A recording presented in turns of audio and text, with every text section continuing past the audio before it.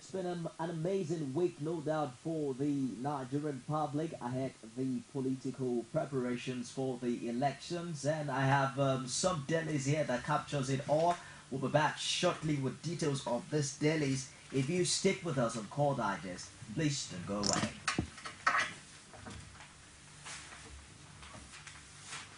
The army was not supposed to be visible or to be around any polling unit unless there is a breakdown of law and order and they have been invited by the Inspector General of Police. That elections are shouted in Africa is no news. But in Nigeria, it comes with consequences. Against the will of one man. Consequences that have toggled the nation's politics and may shape how Nigeria elects. This is the year of PDP. The momentum gathers. When we promise, we deliver. The fireworks is unending. We did it and continue to do it. 55 years this year, and in her fourth republic, this is Nigeria's 5th general elections. All the action, all the news, the updates, and the news behind the news we will bring to you live from the field and in the studio on Core TV News as Nigeria elects. Apologize for the poor audio quality earlier. Let's quickly find out what the top stories are today on some of Nigerian dailies. I have The Nation, The Punch, The Guardian, as well as the Vanguard newspaper. I also open the phone lines for the viewers. It's a Friday to find out how prepared you are for the rescheduled general elections on the show today. If you've gotten your PVC and if indeed you're ready to go. I would also love to have your opinion on the new technology that has been introduced, the use of not just the permanent voter cards, but the card readers. Now let's start with The Nation. The top story here, polls. Yoruba leaders reject Jonathan's endorsement. The writer here says, Akinriade governors, others denounce interim government plot. You get details of that story on page 4 of the Nation newspaper, if you care to check this morning. And the front page picture here also shows campaign rallies. Buhari promises to revamp economy. Details of that on page 58. Boko Haram men kill own wives. You get that also on the front page. It continues on page 4 of the Nation. Sect kills 20 in attack. Vote for Buhari, Ajimobi, says Olubado at summit. Moazo landslide victory no longer feasible for PDP. PDP plans to discredit APC chiefs with imported dollars. Alleged 7 billion naira can bribe. DSS after my life, claims pastor. You get details of all of that if you care to check. Now let's move away quickly from there to the Punch newspaper this morning. No waiting at polling booths after voting, says IG. Only INEC can monitor elections, says Jega. You get details of that on pages 2 and 22 of the Punch. The front page picture also shows INEC's presiding officers taking oath of neutrality for the general elections after their training in Yola, Adamawa State. That's on Thursday, and they are saying that it is important that every of the stakeholders be aware the young and promising Nigerians would be at the center of conducting this election. And that's why it is important that we go for peaceful polls before, during, and afterwards. U.S. VP calls Jonathan backs card reader use. That's Joe Biden. You get details on page 7 of the Punch. Don't be afraid of jail. Buhari's wife tells Patience Jonathan. That's on page 9. Escaping Boko Haram terrorists slaughter wives. That's on page 3. Another day you read the papers and it turns your belly. That's on page 3. Power grabbers want to truncate Nigeria's democracy, says Soyinka. That's on page 2. All right, the phone line is open and we'll love to hear from you this Friday. if indeed you are going to be actively engaged in the electoral process, how prepared you are, if you have gotten your PVC already, and of course, if you are ready to go. On the front page of The Guardian this morning, Yoruba leaders meet in Lagos, Ibadan, insist on restructuring, unity, others. You get details of that on the front page. It also continues on page 2 of The Guardian. The front page picture of The Guardian tells us more of the story. Of course, you see Oyo State Governor Abiola Jimobi, convener Yoruba Assembly. You see General Lani Akinrinade, former Ekiti State Governor Dr. Kaude Fayemi, and of course the Southwest coordinator of the Buhari Osinbajo presidential campaign at the forum yesterday. On the other side, our former Minister of State for Works, Dayo Adeyeye, chairman of the occasion, Chief Ayo Adebanjo, Ondo State Governor, and Femi Okurumo at the Post-National Conference Summit titled Tomorrow Begins Today. That was held in Lagos yesterday.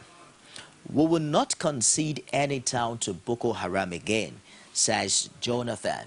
The writers here say terrorists attack Gamboro, kill 11. UN must set up trust fund to tackle terrorism. Islamic group's leader escapes arrest in Kaduna. You get all of that on the front page of The Guardian. It also continues on page 2 of the same newspaper.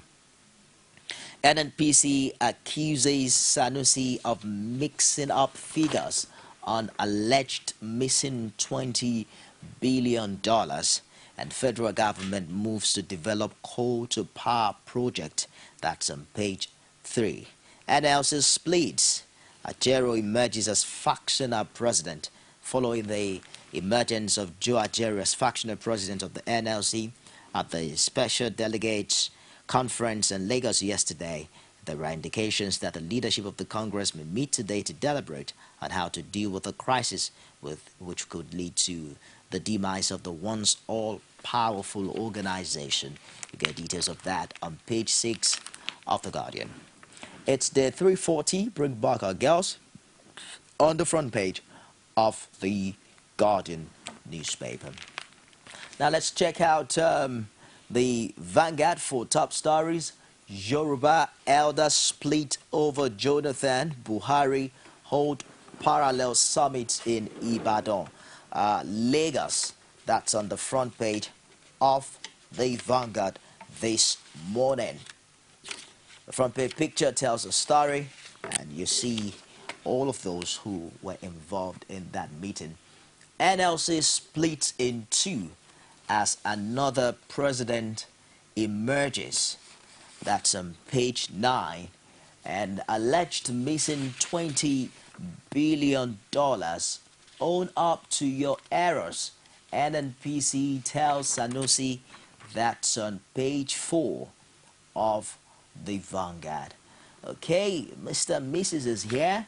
The man says if two people are in love, that means the chemistry is right between them. The woman answers, that's science. Nowadays, it's about finance. No modern woman shares the same chemistry with a poor man. How true is that? Well, maybe we allow the women folk to really give answers. And on sports, that's on the back page of the Vanguard. El Clasico, Real Madrid are dangerous, says Messi. Of course, Barca forward Lionel Messi was elated after reaching the quarterfinals of the Champions League for the 8th consecutive year.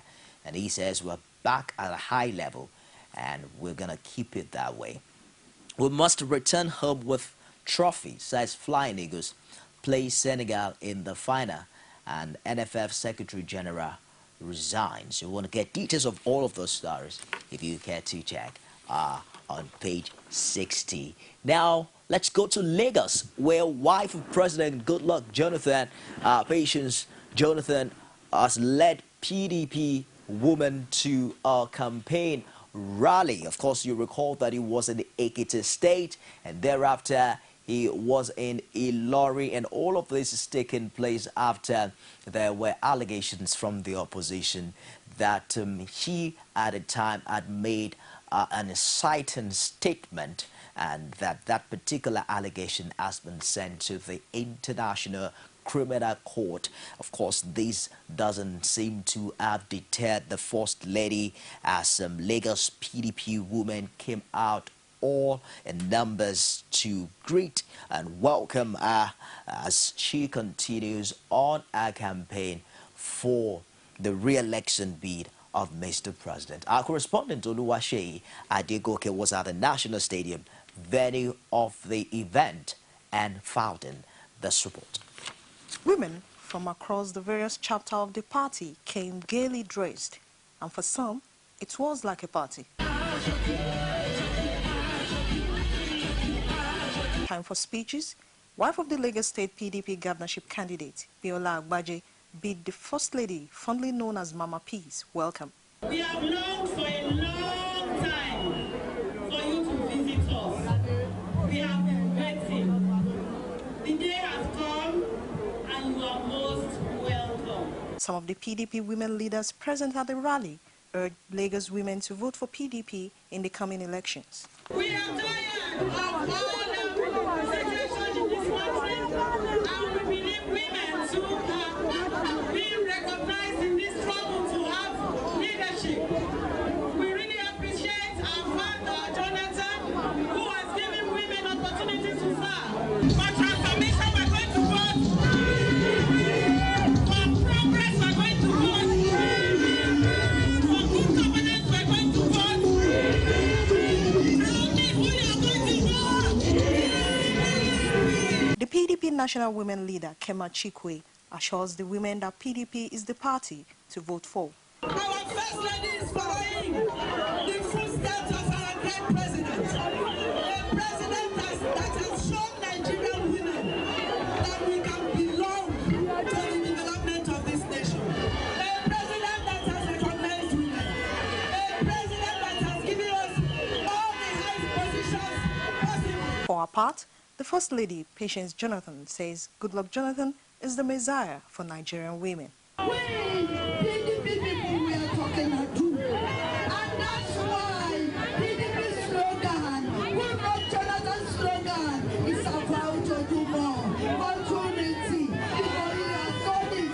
And he will do it again and again. The PDP women urged the women in Lagos to vote for the PDP at all levels in the coming elections. Oluwaseyi Adegoke, Court TV News, Lagos.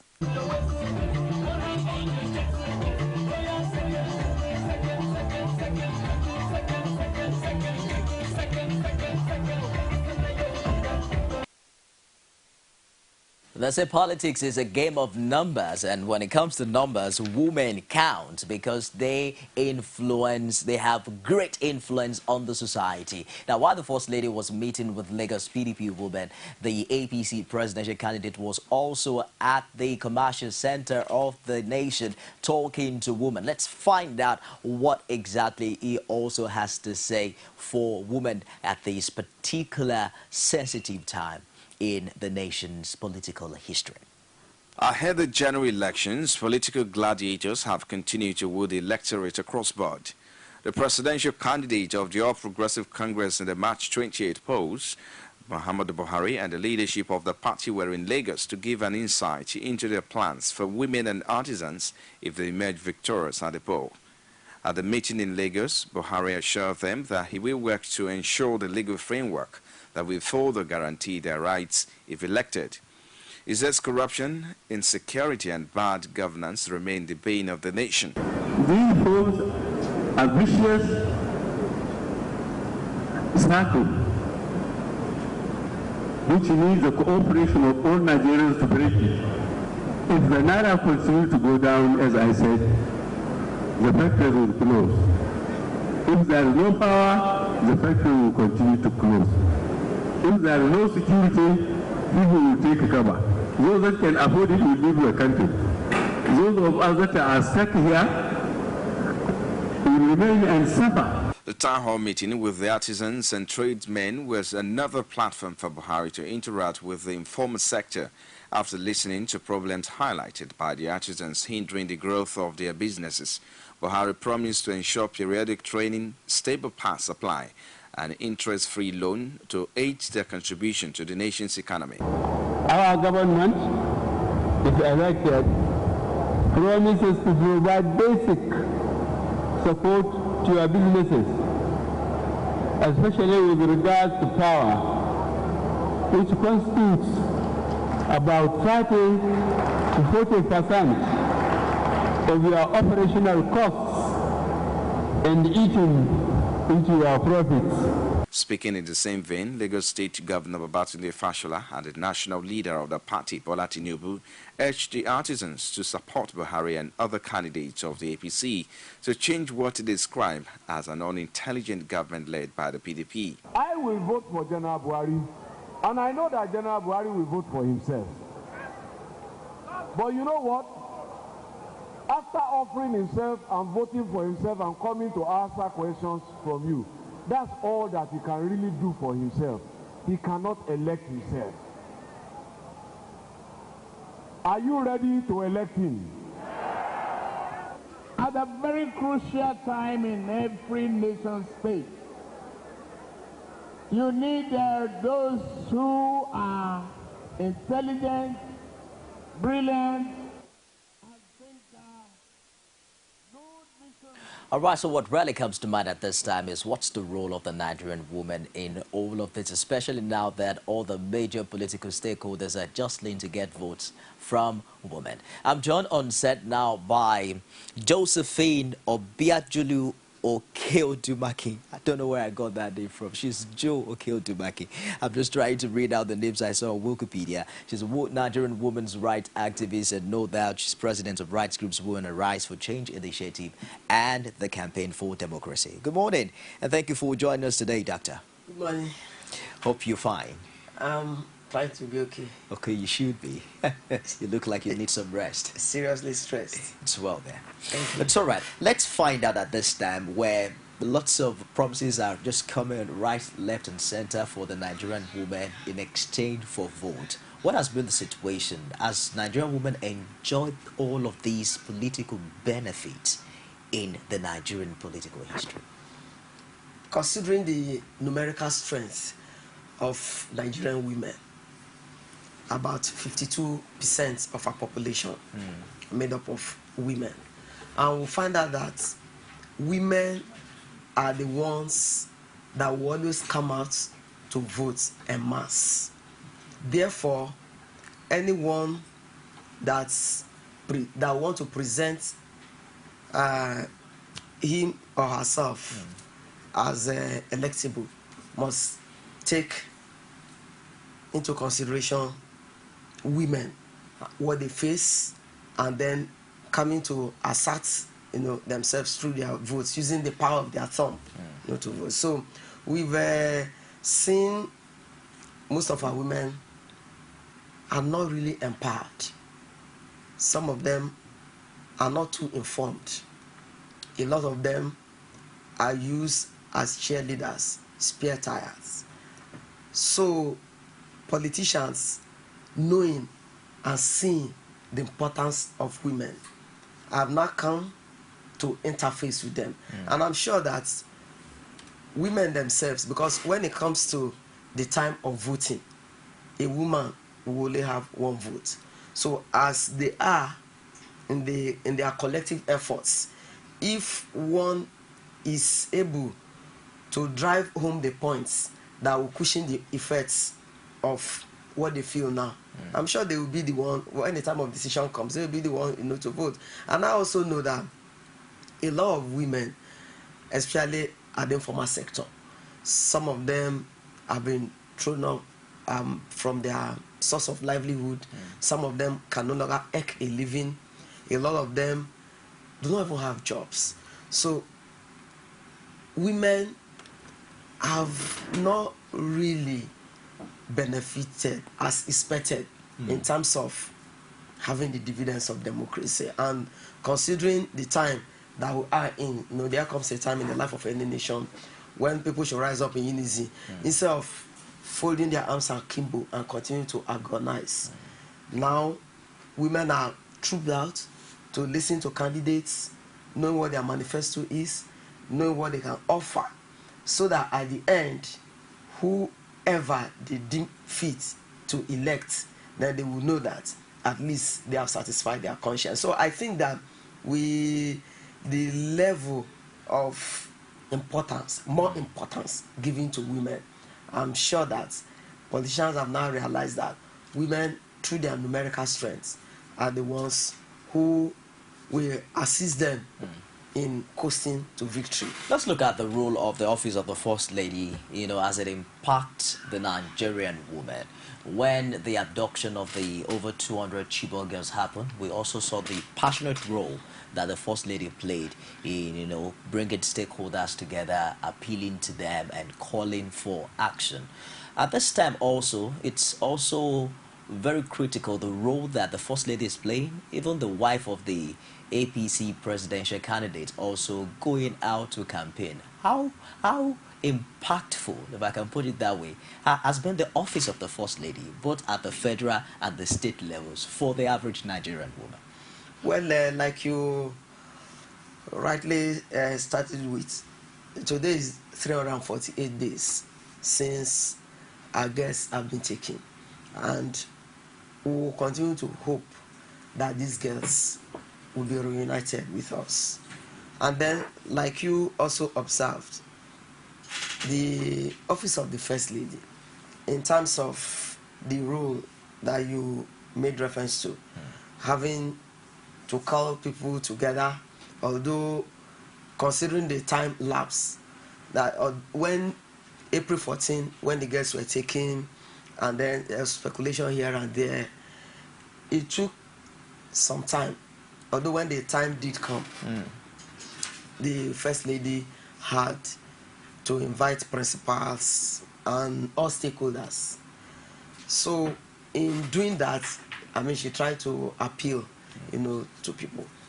But that time lapse, really, there would have been much more results that we would have achieved if it was in the immediate, if it was spontaneous. But after that, getting in touch with the stakeholders, and then getting to hear from them what really transpired. Although at the end, it served as an eye-opener, although not much result was achieved.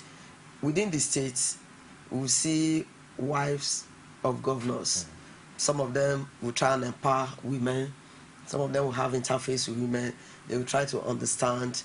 I have always been an advocate of the fact that, the office of the First Lady is not in the Constitution.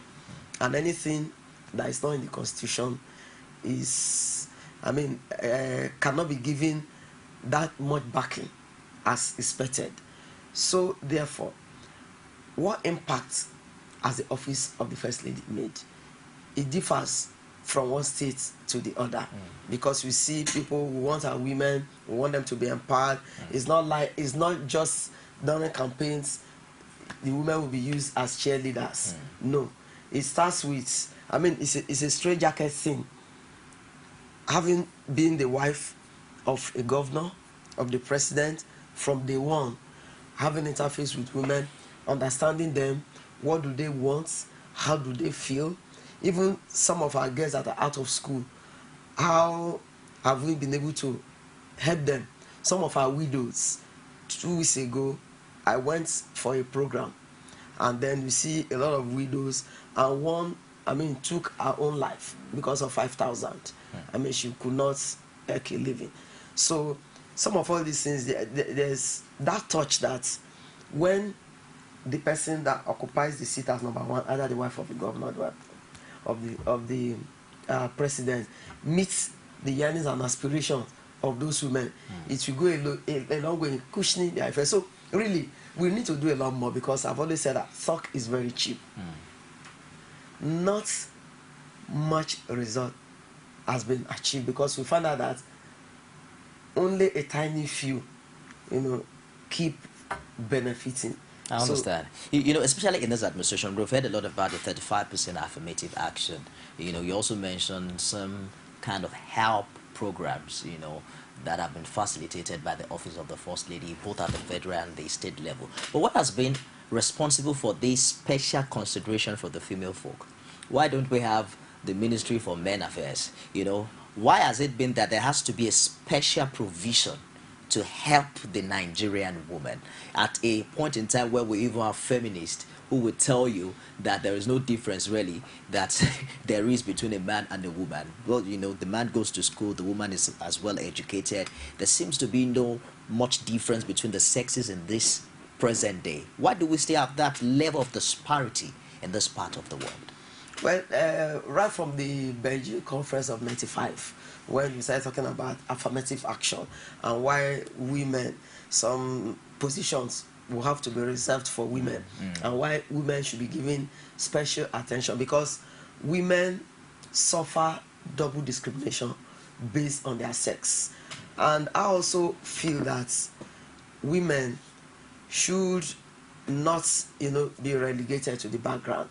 And any attempt not to keep certain positions for women, you find out that our men, some people say it's a man's world, and you see that women, okay, look at some of the hierarchy. You see is the woman that will be deputy, that will be vice, that will be in charge of welfare.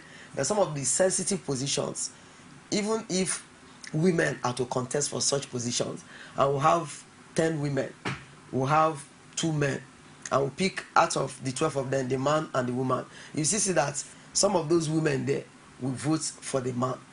So, but I think that the reason why women should always be given special consideration is because of the fact that a lot of them are not really empowered. Some of them cannot even properly assert themselves. I believe in competition, and I believe that any position that should be given to any woman, it should be properly contested for. But because of the affirmative action of Benji that says 35% should be given to women, and that's why I have always been an advocate for that fact that elective positions we should have women. Look at our upper and lower chambers. If you consider the percentage of the women there, is a far cry from what we expect to happen. So therefore, if women are not even given any specific role and they are just left to compete with women, you find out that not too long the women might face extinction.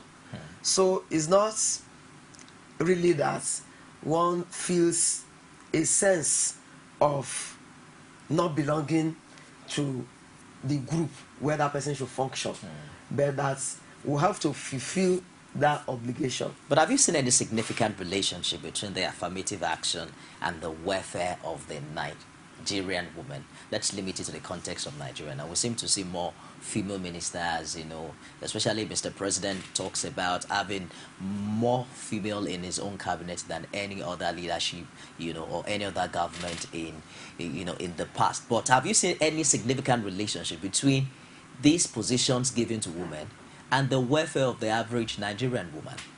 I think there's a sharp dichotomy between positions given to women and how it translates positively in the lives of majority of our women. And that's why, yes, positions have been given to women, ministers, they occupy different positions.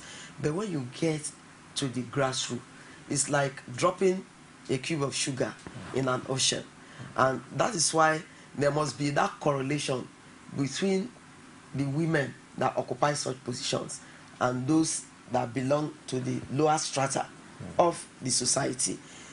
A lot more needs to be done in terms of our women. Somebody who occupies such position, that person should go to, although that person did not get there through elective position, that person was appointed, but that person should not also forget the fact that that person got to such a position due to the constituency the person has come from. So functioning in a vacuum will not do a lot more in terms of the positive effects it has on our people.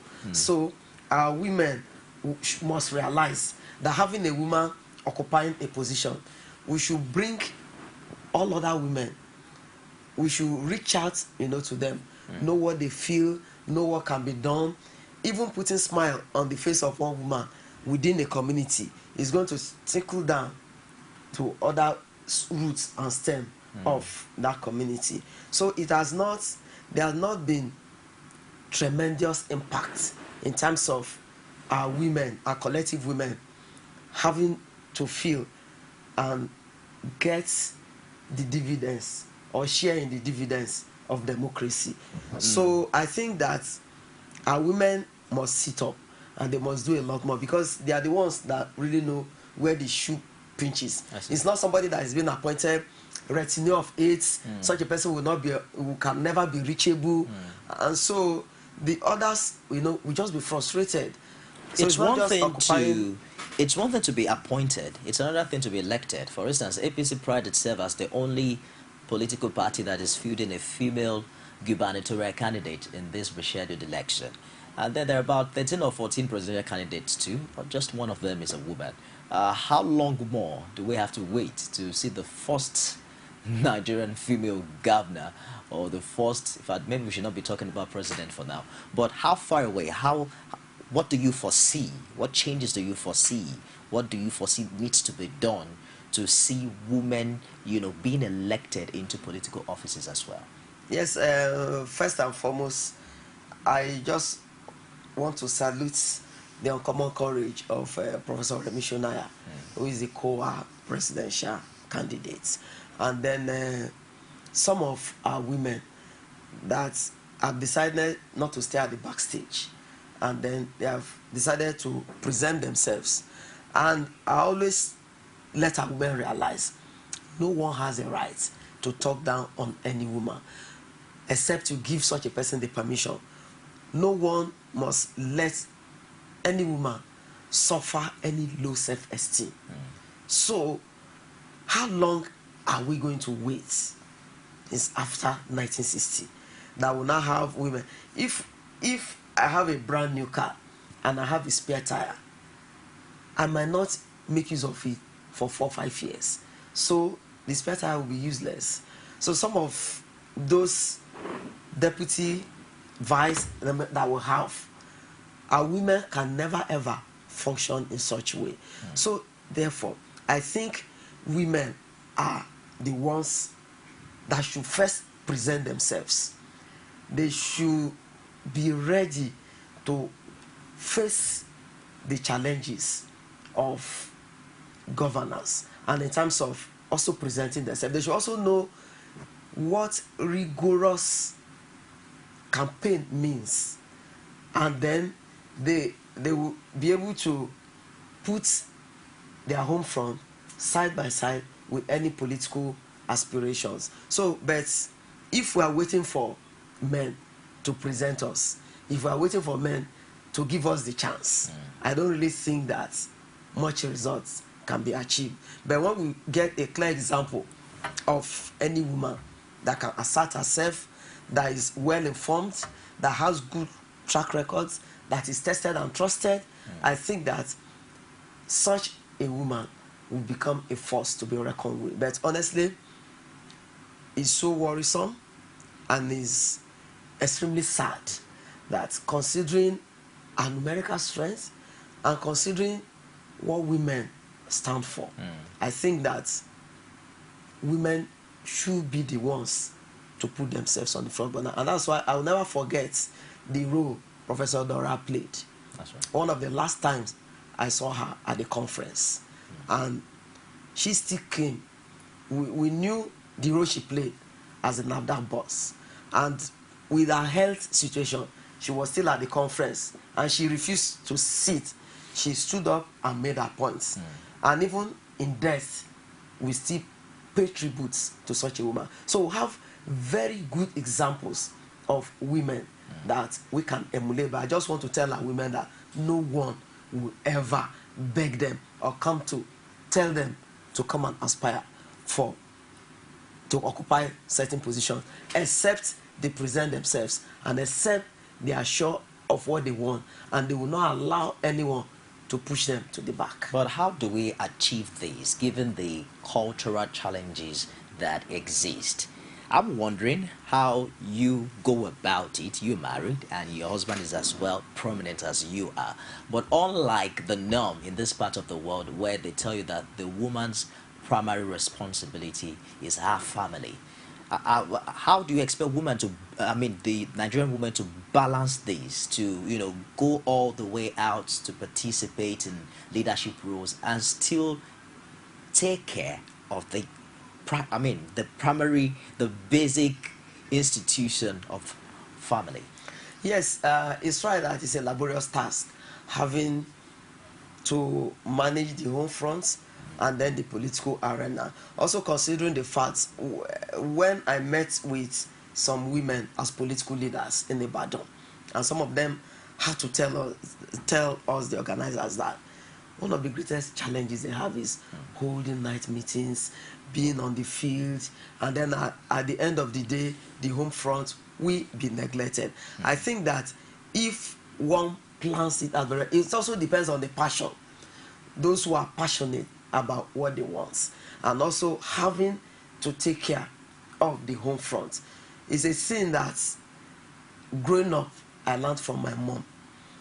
If one fails in one and one succeeds in another, then it's a total failure. Between you and I, is balance a reality? Because many have come to say that there's really no such thing as balance, that it's either you prioritize and then the other aspect of the life suffers for the other one that is prioritized. What is the truth behind all of this? Well, the risk situation about it is, if one, the starting point is there must be a change of mindset. That mindset that says, whatever happens, let me leave this one aside and fix another one, is a thing that one would try in a very systematic form, although it's extremely difficult, but with determination. When one is determined, and failure can never dismantle the flag of success. So even during my own time, military dictatorship, I know my kids, what I should do: wake up, sleep very late, wake up very early in the morning, still have to do a few things. Honestly, like you rightly observed, it's extremely difficult to balance. But if one works towards it, if one should pencil down, if one should engrave, in one's heart, the result that one wants to achieve, I'm sure that one can really meet up to such standards. You're saying it's achievable? It is achievable with proper planning, with determination, with passion, with being resilient, with being focused, and great determination. I'm sure one will achieve. Given the results. prominence you have garnered, in women rights activism and several other activities that you are involved in, are you planning to run for any political office anytime from now? Because we keep talking about women occupying elective offices. Who else could do that if it's not Dr. Joe ODUMAKIN? Do you nurse such dreams?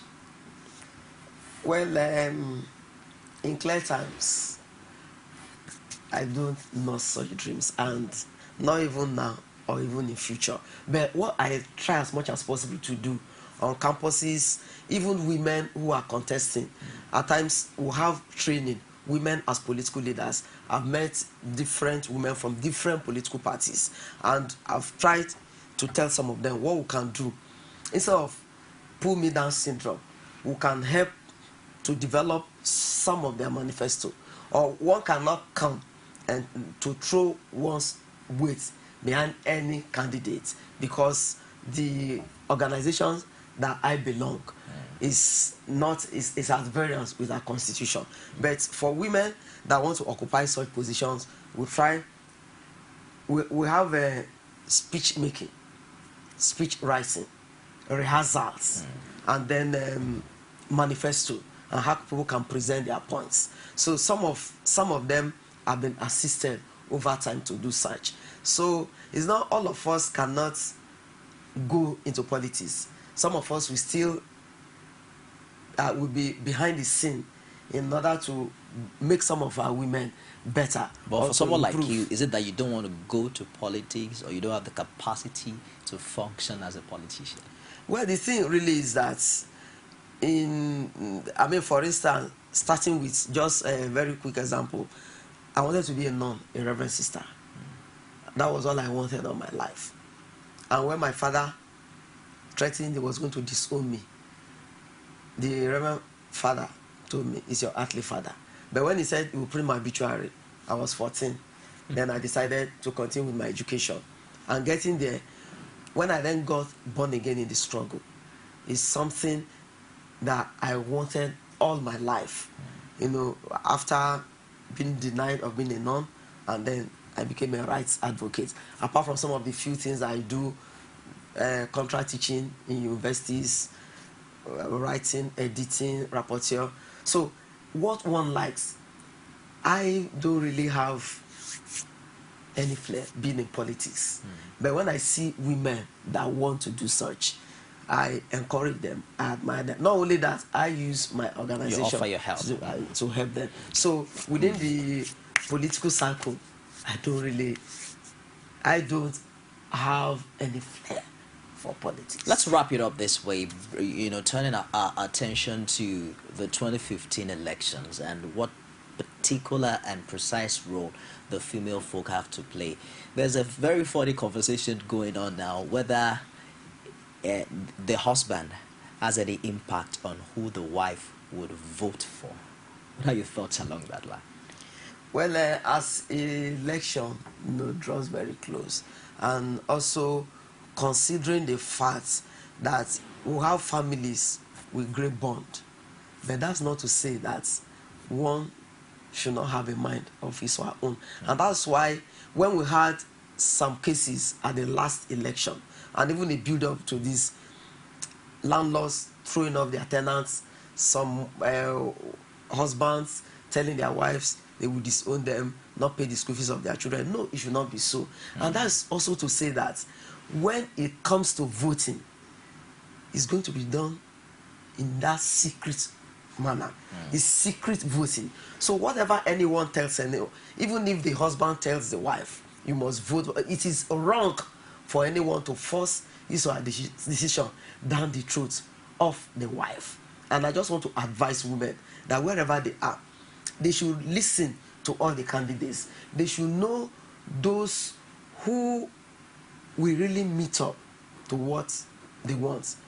If we are here together and I speak, what will inspire one person might not inspire the other person. We are going to get different things. So as each candidate continue to present themselves, women should make up their mind who to vote for and let them know that nobody can force any of them to tell whoever they will vote or whoever they are voted for when that day comes. When it comes, I want to assure all our women that by the time they see candidates really at their manifesto, they should make up their mind and they should not allow any of their partners to force anyone down their throat. Because on that day, when it's time for them to vote, they will only go as an individual and they will use their thumb and press thumbprint on the candidate that they want. So as soon as they thumbprint, they will fold, drop it in the bus and move out.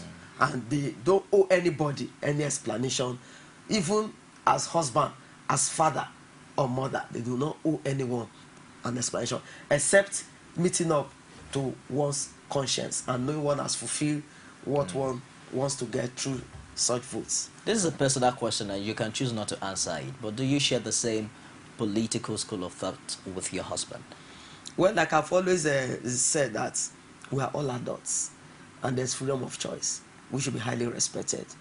Even when I had my father that was paying my school fees, and he was one of the top rank officers at the military governor's office, I led a protest and my father was looking at me when I was beaten. And when I was seriously injured, I was in the hospital and my father came and he was told to sign an undertaking that I'll be of good behavior. My dad raised the paper and said, Do you want me to sign? I said, no, Dad, don't sign. This is my own cross. This is my own choice. Just let me carry it. So really, someone who is an adult, I mean, he has his own free choice from his own informed position, and it's not in any way going to affect whatever choice I decide to make. It's all right. Well, in a time that money also makes a lot of impact on decision making, especially at election times like this, what would you say to Nigerian women who are having economic challenges? Because it's easy to tell people not to collect money. There are other political school of thought who will say, well, it's your money they stole. Why not collect it and vote your choice? I mean, vote your conscience. Is that also a possibility? I think that considering the economic hardship and also realizing the fact that some of our women can easily trade off. I mean, it's so sad to learn that some people are selling their permanent voters cards and going to vote. And I've told our women, this suffering is temporary. And the one that will last for a lifetime is if one sells and trades one's conscience. So we want to tell them, because some of these women in those days, during the past election, some of them will come. They were made to take oaths. They were made to even swear with their children that after collecting maybe 5,000, that such a person must vote for such a candidate. I want to tell those women that even somebody like me, I wasn't born with a silver spoon in my mouth. I had to pass, through the process. Let them endure and let them realize that by the time they vote for the right person, if that person comes, whatever they want to achieve will be seen. Let them avoid even collecting money. And I also want to tell our women that no one should sell her permanent voter's card. This suffering now is sad that is on. But I know that if one lies down, within some seconds, there will be daybreak. So no matter how dark that tunnel is, they wake up to a glorious dawn. Let them, I want to advise our women, don't collect and try as much as possible to endure for the sake of your kids, for the sake of today, and for tomorrow. Thank you very much for finding time to join us today on Core Digest. I've been speaking with Dr. Jo OKEI ODUMAKIN. She is a woman rights activist and president of the rights group Women Arise for Change Initiative. I was going to ask you if the Change Initiative has a relationship with the political change campaign that is ongoing. No, it was Women Arise. So when we went to register at the CAC, we were just told to add. So we just thought about it, and that was as far back as, I think, 9 years ago. Okay. So we then brought up 2 or 3 names. So at last, Women Arise for Change Initiative. Now came in. It's all right. Good to have you join us today. Well, elections are just few days to go, and you and I are expected to participate actively. No doubt this time around, it's about you and I making a choice for the destiny of this great nation. That wraps the show today. Do join us again next week for another exciting edition. Don't forget, next week we'll be counting down to the rescheduled election, and it's going to be an amazing time reporting all across from Nigeria the mood of the people and preparations expected to be at top gear. You can watch the show again at midnight. It's channel 329 on Star Times. You can also watch it on YouTube, www.youtube.com/CoreTV. Live a space and news. I am Nifemi Oguntoye. Thank you for being there.